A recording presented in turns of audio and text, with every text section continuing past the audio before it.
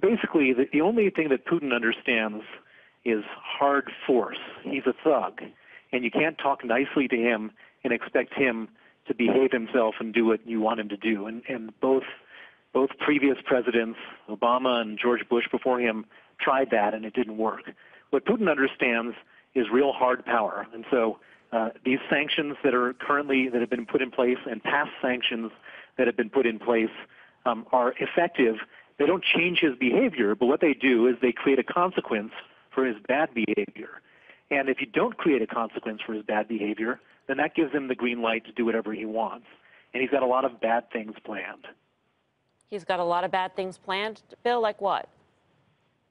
Well, basically, if you listen to his speeches, he has said repeatedly that the breakup of the Soviet Union was the single greatest geopolitical disaster. And so in his mind, he wants to reconstitute in some way the Soviet Union. He wants to take back various countries that are now independent. And the three countries that are most relevant to us in America and elsewhere that are independent are the Baltic states, these three little countries in the Baltics, Latvia, Lithuania, and Estonia. These countries are members of NATO, and we have a treaty obligation to defend them. And at the same time, Putin wants them back. In the same way as he wanted Crimea back, he took it. In the same way as he wants Ukraine back, in the same way as he wants a lot of places back. And he'd like to redraw the maps of the world.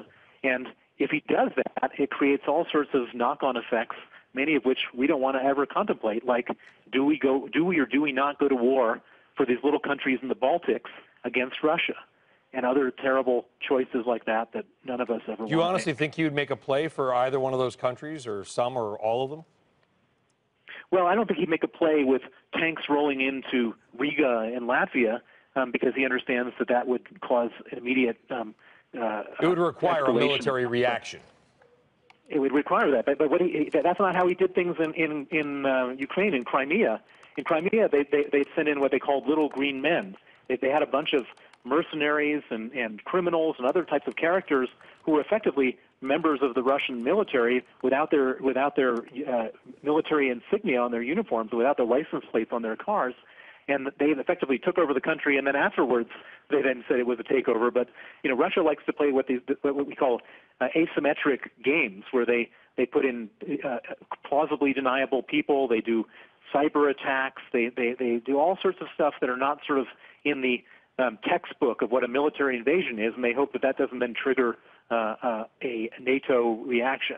And I'm sure that Putin will play those types of games. That's the kind of stuff he does. He will do that. What's the chess game, though, that Putin is playing by not retaliating in what would have been an expected fashion, expelling 35 U.S. diplomats from Russia, which was actually proposed by Lavrov? I mean, it almost seemed like it was an elaborate act that they had coordinated, that Lavrov would propose expelling 35 in response to us expelling 35, and then Putin would come out and say, you know what, we're not going to do that, and in fact, we wish the American people a Happy New Year. Right. Well, so basically, Putin had a big gift in Hillary Clinton not being elected, because Donald Trump has said openly that he wants to restore relations with Putin.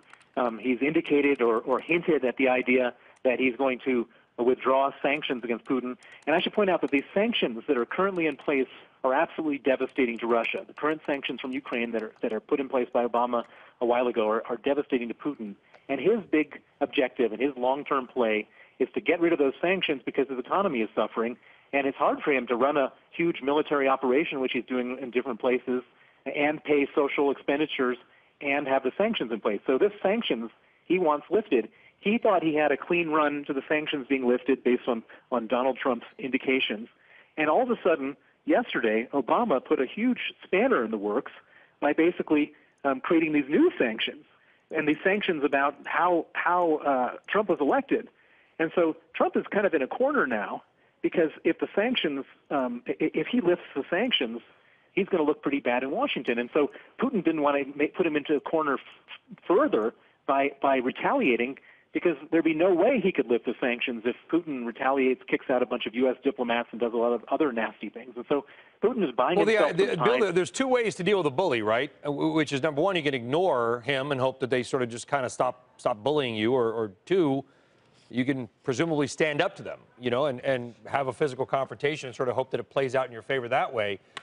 Are you suggesting that maybe the sanctions are the wrong way to go because Vladimir Putin is not the kind of guy that's just going to go away? If you poke him, he's going to poke you harder. Well, I think that sanctions are exactly the right thing to do to Putin, because anyone who's dealt with a bully knows that if you don't do anything, they just keep on punching you every day when you go to school. This guy, he just looks for weakness. And let's be serious here. This is a country, Russia is a country with an economy the size of Italy. We're immensely more powerful than him. If we stand up to Putin, he will back down. And so the idea that we're just going to appease him, and we all know what appeasement does. If you look back in history, appeasement never works. You don't ever try to appease dictators. Right. You have to contain dictators. This is what the famous British politician Neville Chamberlain did with Hitler. He said, he went and cut a deal with Hitler saying you can have this and have that, and there'll be peace in our time. And that was the single most historic mistake ever. And I believe that appeasing Putin is a similar thing. Hey there, thanks for checking out CNBC on YouTube. Be sure to subscribe to stay up to date on all of the day's biggest stories. You can also click on any of the videos around me to watch the latest from CNBC. Thanks for watching.